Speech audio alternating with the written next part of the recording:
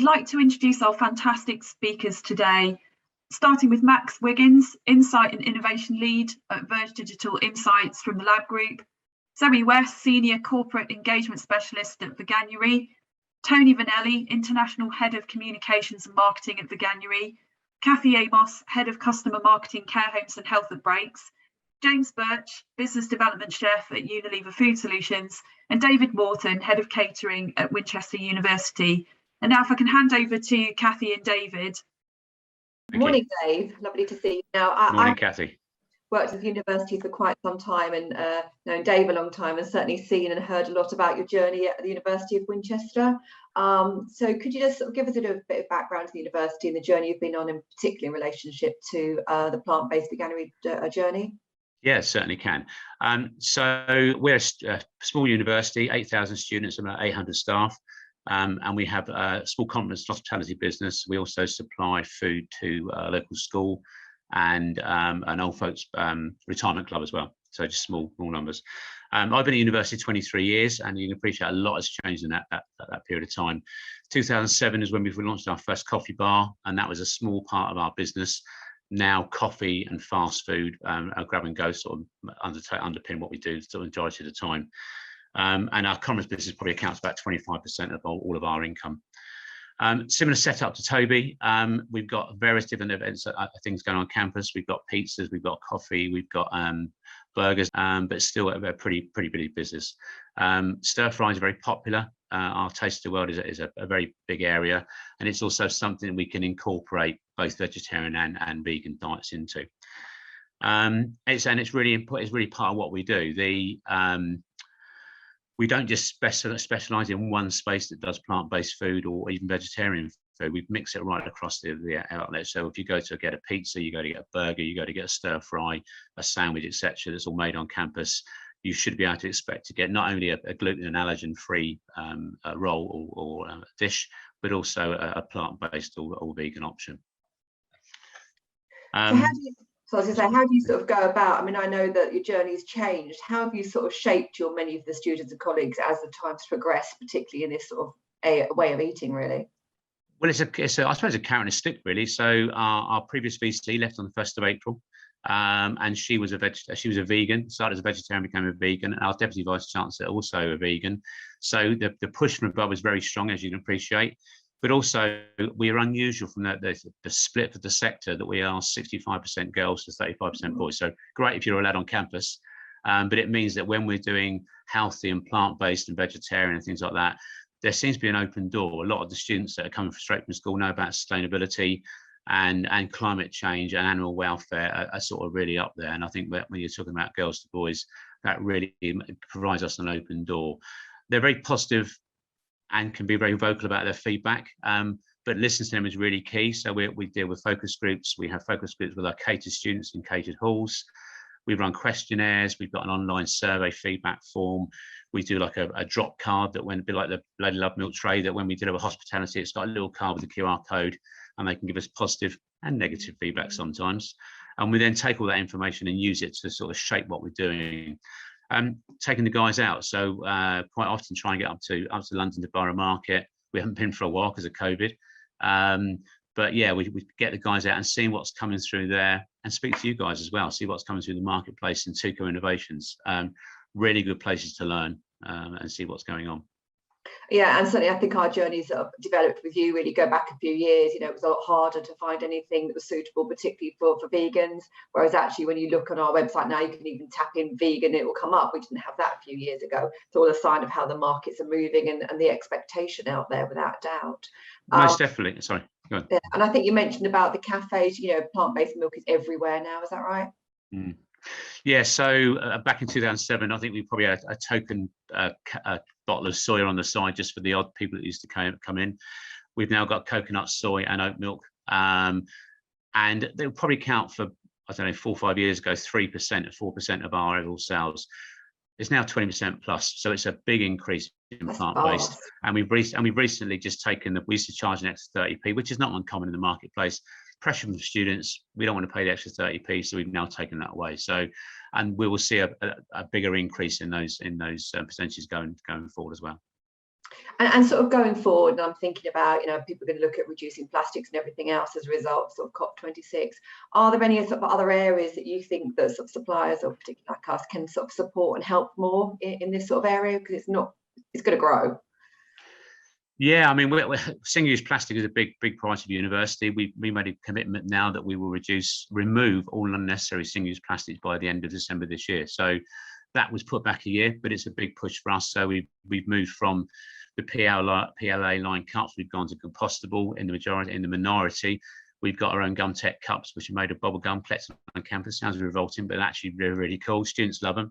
And we've got a deposit scheme cup. So the future is bright. It's really important that we get on board with suppliers who can supply innovative products. Clearly, we want people to use China. We want people to use knives and forks and stuff like that. But when there's a need for takeaways, then it's trying to use something that's sensible. So, yeah, breaks. Right, the right products in the right containers. And they're at the right time in the right place and the right price, which obviously is a big issue for everybody at the moment. Definitely. Thanks ever so much for your insight on that, Dave. Really appreciate it. Yeah, thank you, Kathy. It's great. Thanks so much, Kathy and Dave. Some fantastic pointers in there, and particularly thinking about packaging and beyond food as well. I'm just thinking, James, with that in mind, kind of handing over to you. Can you tell us a bit about your own plant-based journey and what was your light bulb moment at Unilever Food Service? Thanks for that, Fran. It's really great, and thanks for Kathy and for Dave there as well. Yeah, just what's my personal plant-based journey? It really started about 5-6 years ago for me. I was working for a large contract caterer, been a chef for many years, more years than I care to imagine. And we were doing lots of stuff with Veganuary. We started doing stuff then. We were doing like meat-free days, and so much so that our group that we had, I was looking after, about a third of all sales were vegetarian and vegan and plant-based dishes. It was all part of what we were doing then. But in 2019, this was the light bulb moment for me was then, because we're in the midst of Veganuary, doing all sorts of functions and different options we were doing. And then the Lancet report came out. So it's a respected scientific journal, and what they said is they were looking for real dietary change in how we eat. So it was quite contentious at the time. It listed eating sort of protein bits, about 15 grams of fish a day, so many grams of meat, but really concentrating on vegetables that we're eating and the quality that we're doing. So it really sort of struck home to me the fragility of our food systems that we have, and the real significant change to be more sustainable, to look after animal welfare, and to move into more of that sort of plant-based arena of what we're doing. So what we see is it's a massive challenge. I see it as the biggest challenge we've probably really got for how we approach food. It's that positive bit that's going to go across all sorts of diets, because it's not just for being vegan and plant-based, it's for being sort of vegetarian as well, which you see as most of the people. And that's my own diet as well. That's what I kind of eat plant-based for most of the week, but for a few days I would eat some quality meat and fish, but it has to be sustainably sourced. It has to be good quality for that. And it's also my own daughters as well. So family pressures, and speaking to them, they've been quite instrumental in changing our diet as a family, and that's sort of gone into what we do. So I mean, what we also realize as well is that our consumption of meat within the last 100 years has really sort of increased massively, hugely. So I mean, if you look back historically to our grandparents and their parents as well, we never used to consume that amount of meat within our diets. So what we really see is it's not necessarily about massive change. It's almost like a redress of going back to how we look at what we do in consumption and that. And plant-based and being vegan is a huge part of that. And it's one of the main reasons that I joined Unilever in the first place, is that commitment that they have to how they can help chefs in kitchens really get on board with this. Yeah. So James, tell us about how you go about innovating for Veganuary and plant-based all round. So when we look at innovating, primarily we look at how the dishes have to be tasty. So really looking at focusing that primarily we're delivering those tastes, those textures that you expect from meat dishes. They're just that they happen to be plant-based. So we know that our consumers are super conscious. Innovation is key for them as well. We look at a range of different meal occasions. So when we're looking at those innovations, we look at those meal occasions we're looking for. So it may be something like a dirty hot dog, which is super fast, quick and indulgent, something more traditional, something like a roast dinner, or then we're looking at those nutritionally dense, really packed, pure, clean dishes. So to innovate on what we're doing, we have a two-pronged approach to that. We look at increasing our vegetable content for those dishes, and we use things like the North Future 50 report, which is focused on having a more biodiverse range of ingredients for that. They're all plants, all plant-based. They're chosen to be more nutritionally dense. They take less energy to grow and resources, and therefore more sustainable for our future. Because we've realized that 75% of the global food production relies on 12 arable crops and 5 protein sources. So it's all about expanding that for that. We also look from an innovation point of view is developing things like meat replacement. We have a brand called the Vegetarian Butcher, which is really looking at focusing on those tastes and those textures that you want from meat. So for that major flexitarian market, those people who enjoy those meat dishes, that's what we're looking to help them with. In regards to the product development and the way that we work directly with the kitchens and the businesses. So we work them bespoke to what they need, because there's no point in having something that's going to be super sort of labor intensive, because we understand across the industry the labor is a premium. Everybody wants to is begging for staff, is for having that in order to make it super easy. So we've increased it. Yeah. We really look at flavor. So flavor in plant-based dishes can be a challenge. We've already had that sort of traditional chef training, which is quite regimented, quite precise, but really heavily meat-based. And really what we're looking to do is changing that perception. So we look at the flavor for the whole dish. We focus on things like umami, savoriness, amplifying natural sweetnesses within certain vegetables like carrots and onions. And we also look at preserving, little smoking, but without that acridness, and giving things like we got flavorings like grill notes that really give that sort of experience of that idea of having those meat-based dishes. We also look at things like it's another taste called kokumi, which is really described as giving richness. And that is really something that we focus on, because that cannot always be present in traditional vegetarian or vegan dishes. So really doing stuff like that really helps to bring these dishes really to life and to give that. And that's how we help them.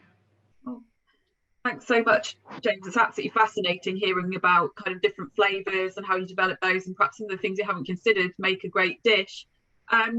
Just wondering more about how chefs and teams can get involved. Do you have any top tips for that? Yeah, I mean, we look at training. So we offer some training ourselves into plant-based dishes and that. We also work, we know that with some colleges, some institutions that are really already embedding this as part of their training and what we're doing. But what we do is also not look at them from a college perspective, but chefs have been in the industry for a while. So really looking at helping them along that journey and how they do it. I know that we've listened to Toby and Dave as well. It's also about how it's placed on the menu.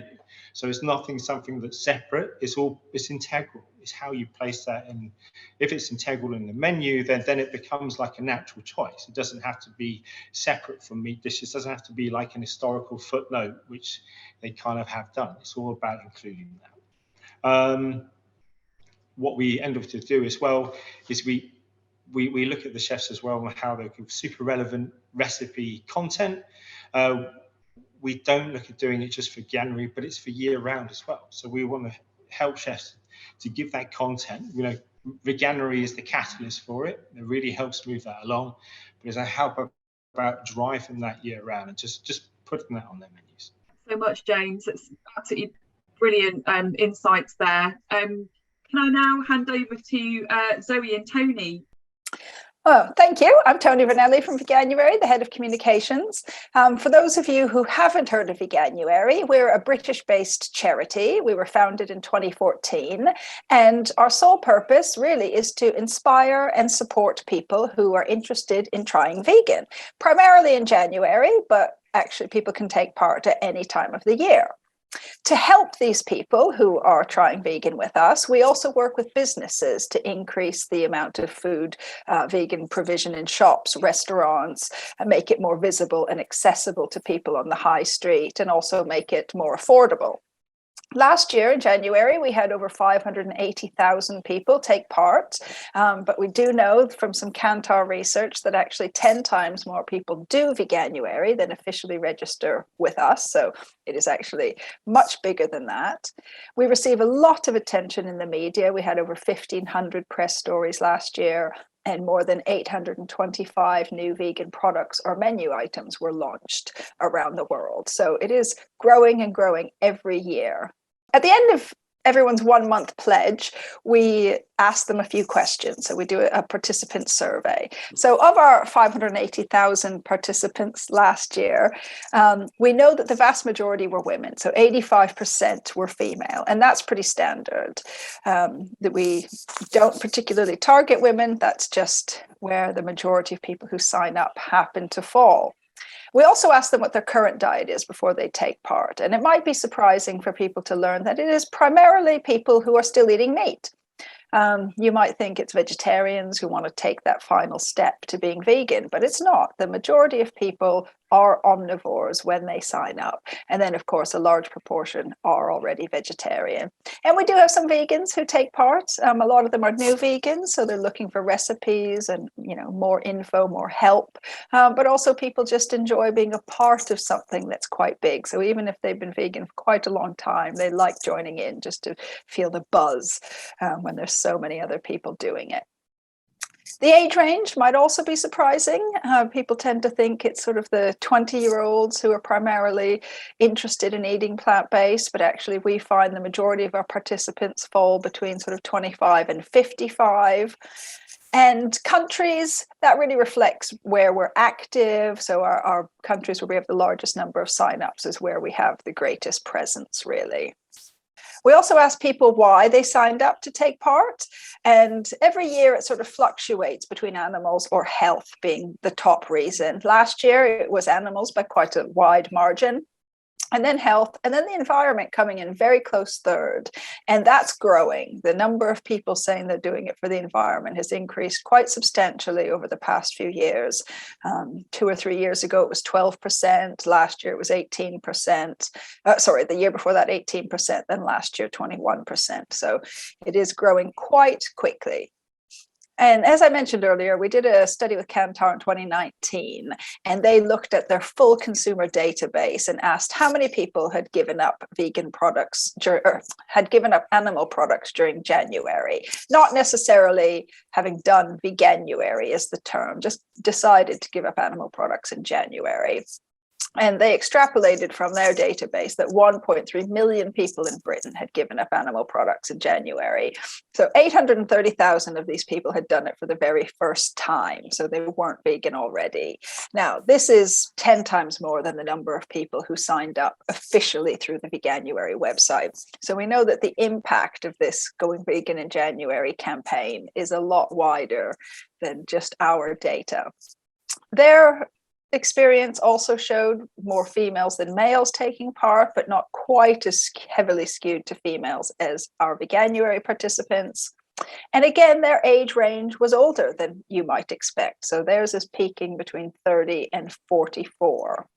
The reasons for signing up, again, very similar to ours, health being the top for them, closely followed by animals, and then the environment.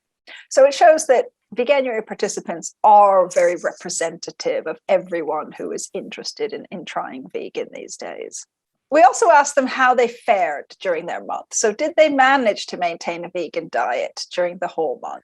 And we find that 3/4 of our participants did succeed in maintaining their vegan diet for the whole month. So we're also interested in finding out if trying vegan for 1 month has any long-term impacts on people's diet.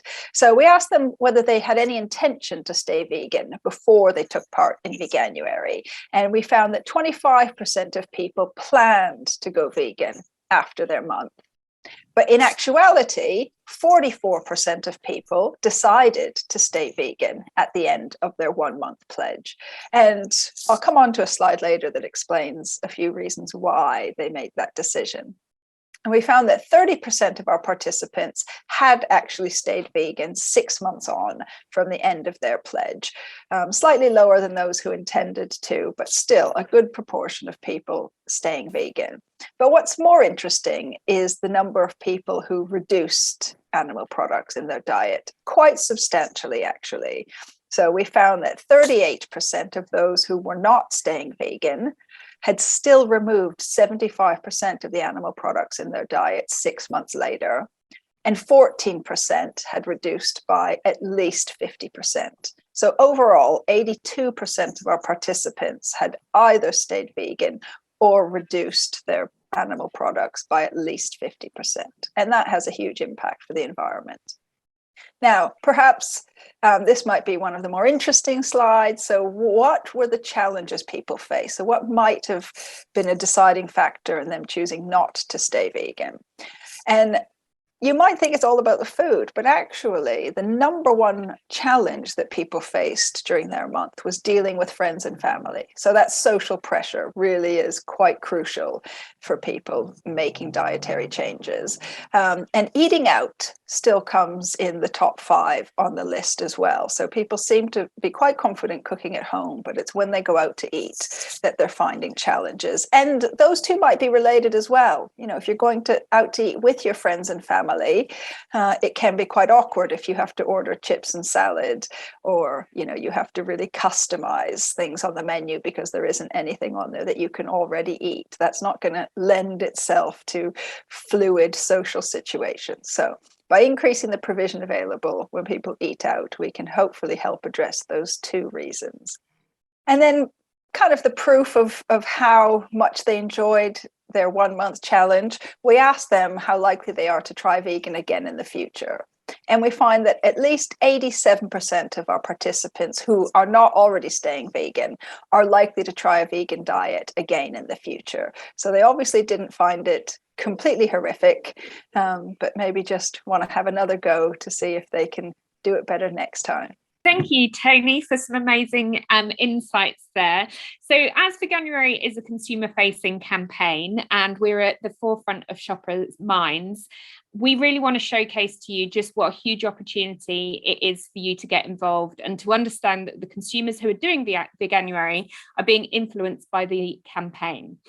And the trends continue outside of Veganuary itself. We have some incredible research showing just how many people take part. So YouGov reported that during January 2021, 5% of all Brits attempted and tried plant-based options during January. And according to Kantar, 1 in 5 households have at least one member of the family who is actively reducing their meat consumption. So there is a lot of reasons for you to get involved. And as a campaign, we're creating all of this demand, and you as operators are creating the supply, and we just really need to make it as easy as possible for people to make a conscious choice.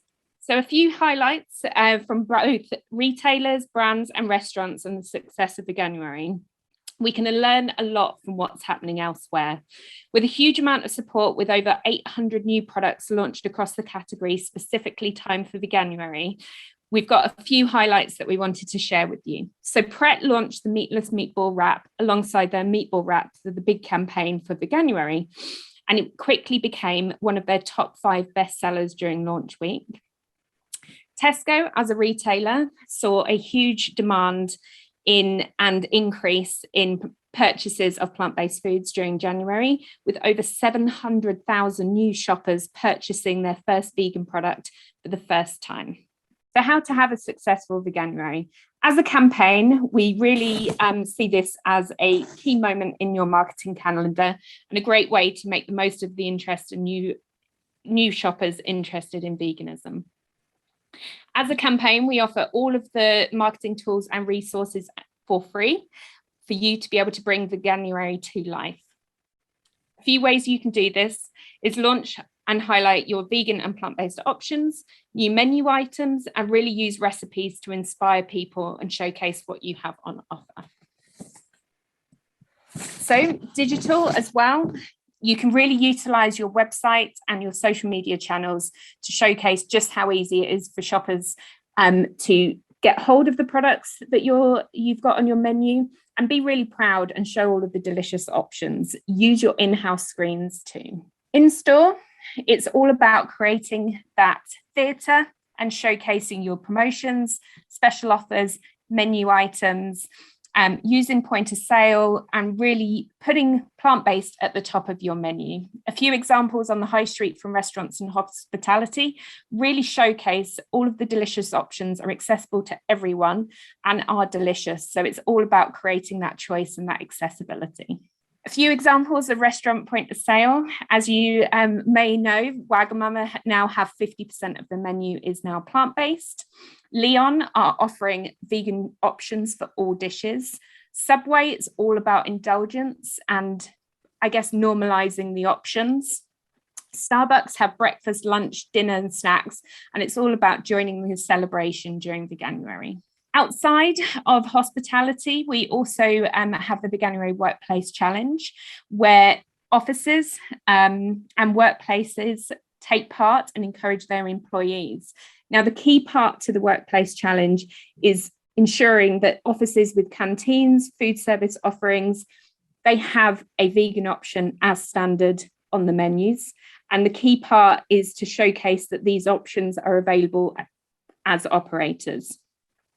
So a couple of things that workplaces have done during Veganuary that have been successful beyond January and continued from February, March, April onwards. PricewaterhouseCoopers have offered oat milk as standard, and they've even installed plant-based coffee machines on a couple of floors within their offices, which is awesome. A lot of menus start and lead with the plant-based option. We even had a care home in January 2021 during lockdown that actually took part in Veganuary with all of their residents. And that just shows you just how the world is changing.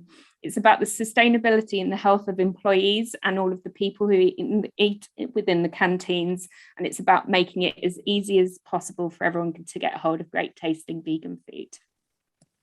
So with Veganuary coming up in the next 6 weeks, please do get in touch if you'd like to take part. There's lots of opportunities. And of course, let's make it the biggest Veganuary yet.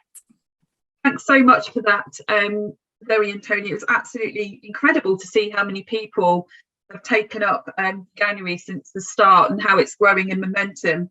And people making that long-term shift with their eating habits. There's such an opportunity for food businesses out there to attract people wanting to become vegan and really looking for that choice. So thank you ever so much for that overview. If I can now hand over to Max. Max, it'd be brilliant to kind of hear from you in terms of what you found about how consumers are thinking and feeling about plant-based and vegan, and kind of how you've seen this as a bit of a growing trend. Yeah, sure. Thank you, Fran.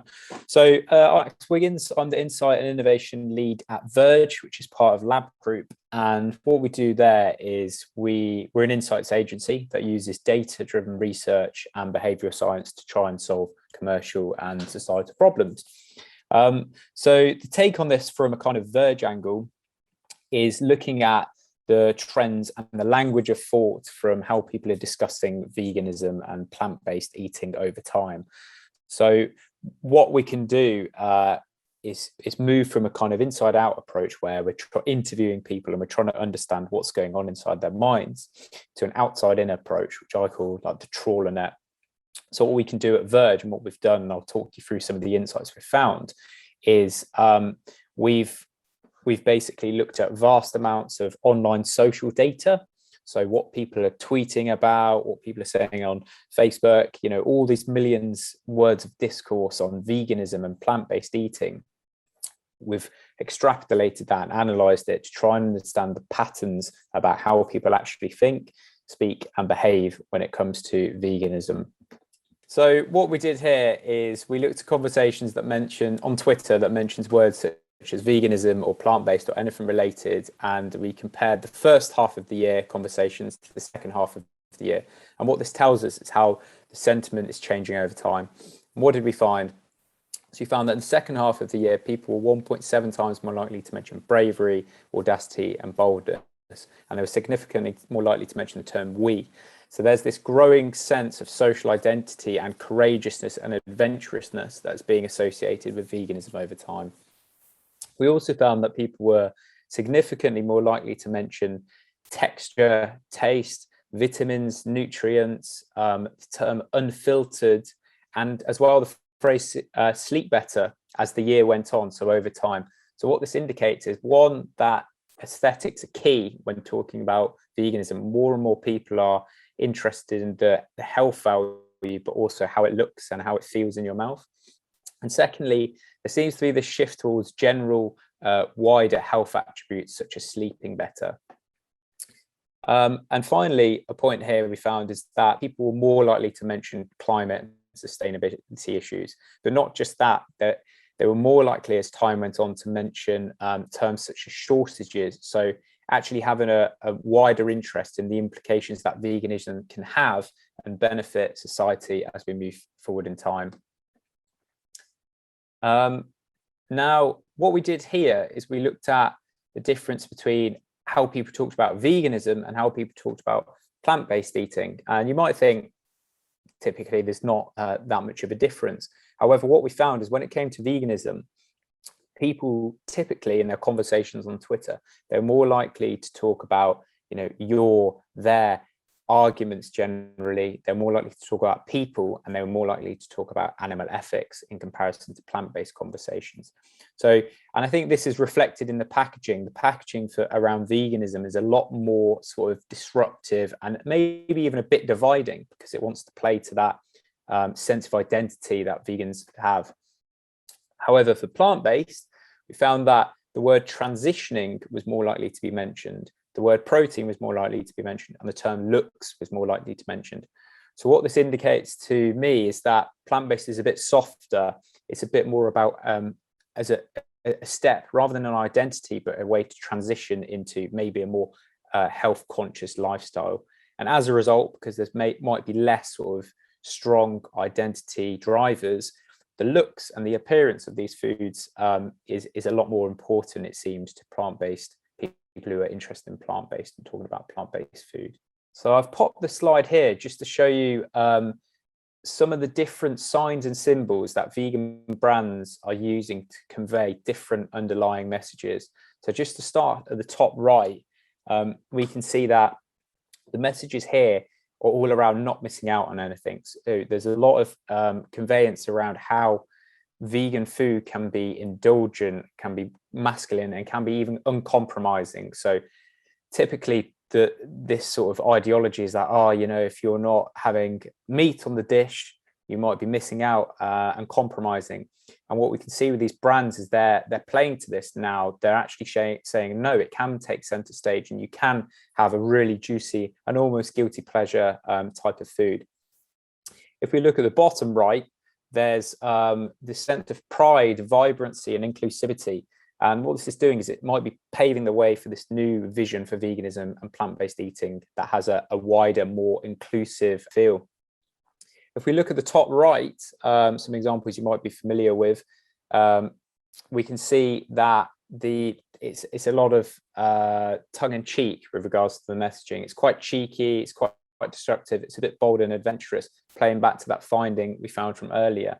So brands, they might want to consider being disruptive and almost surprising and triggering to the sense of novelty that vegan and plant-based food can actually have. And I'll touch on this a bit later.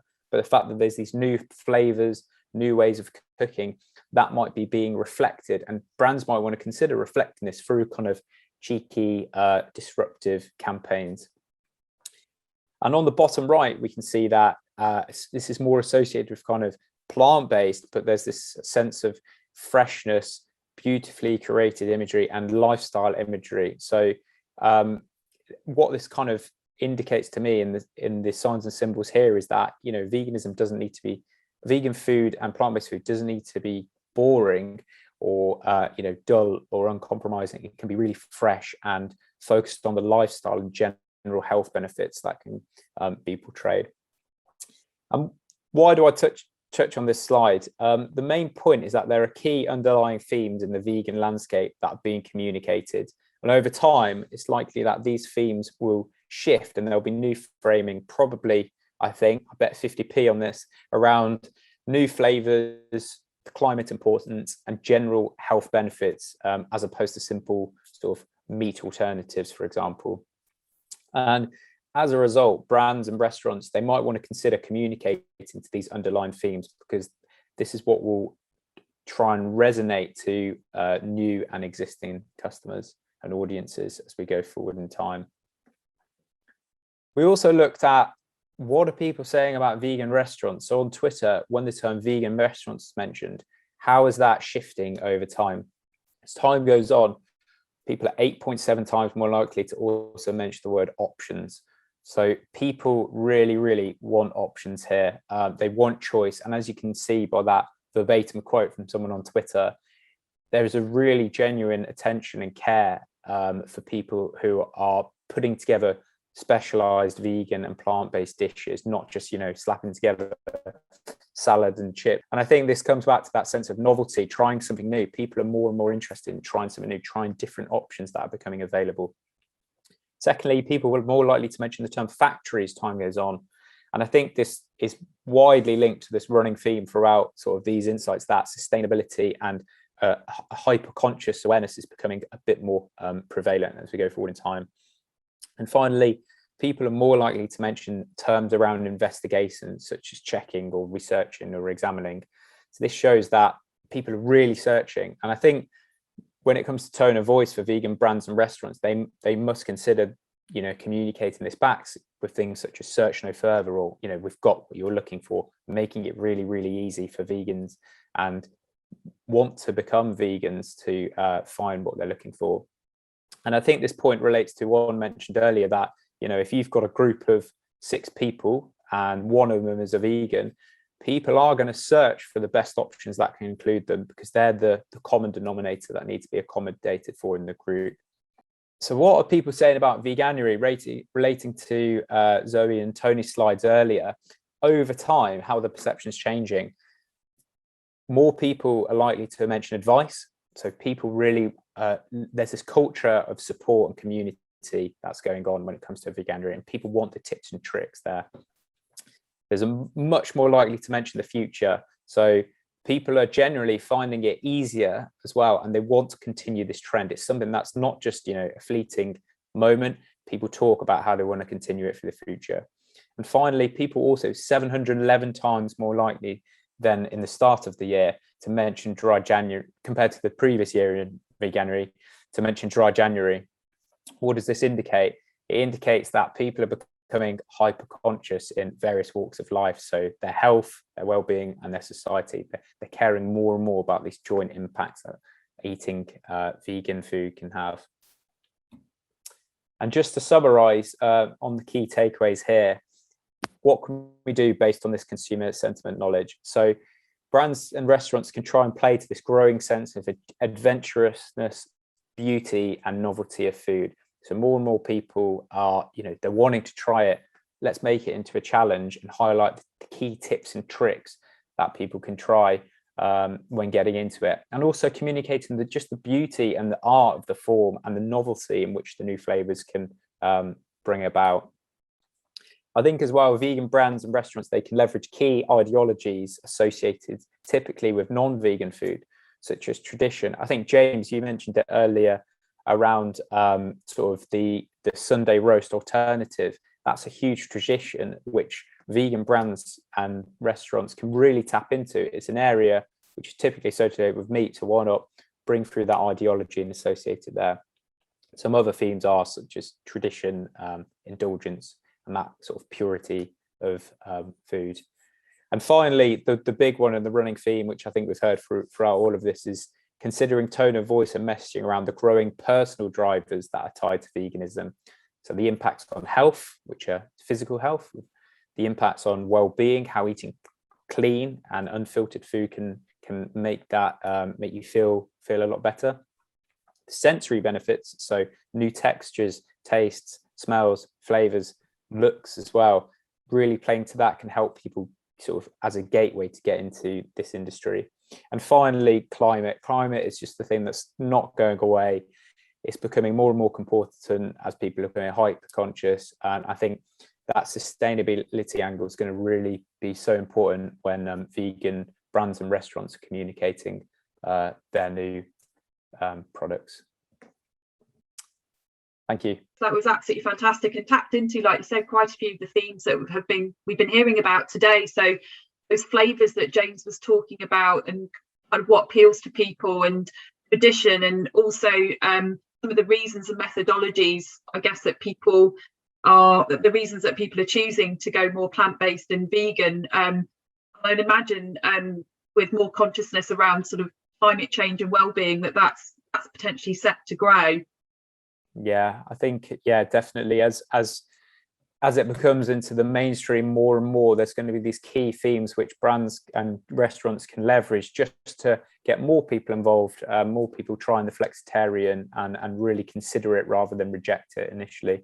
I want to just say a massive thank you today to all of our fantastic speakers for all of your brilliant insights, and there's some great pointers and thought starters there, I think. So just to sum up, there's no doubt that the momentum around people making that shift to vegan and plant-based is increasing and likely to continue to increase as themes like climate change and well-being become more and more sort of front of mind, and that having a fantastic offering for Veganuary and beyond is a brilliant opportunity. And actually, if there are one or two vegan plant-based people in a group of people, it can influence where everybody wants to eat. So getting involved with Veganuary, having a brilliant offering that then can kind of create some momentum for you going forwards is a brilliant thing to consider. There are lots of ways to get involved, so do go onto the Veganuary website and have a look. We'll also be sharing some resources at the end of this session as well. And it is worth considering the whole package, so not just food, but also packaging as we move forward.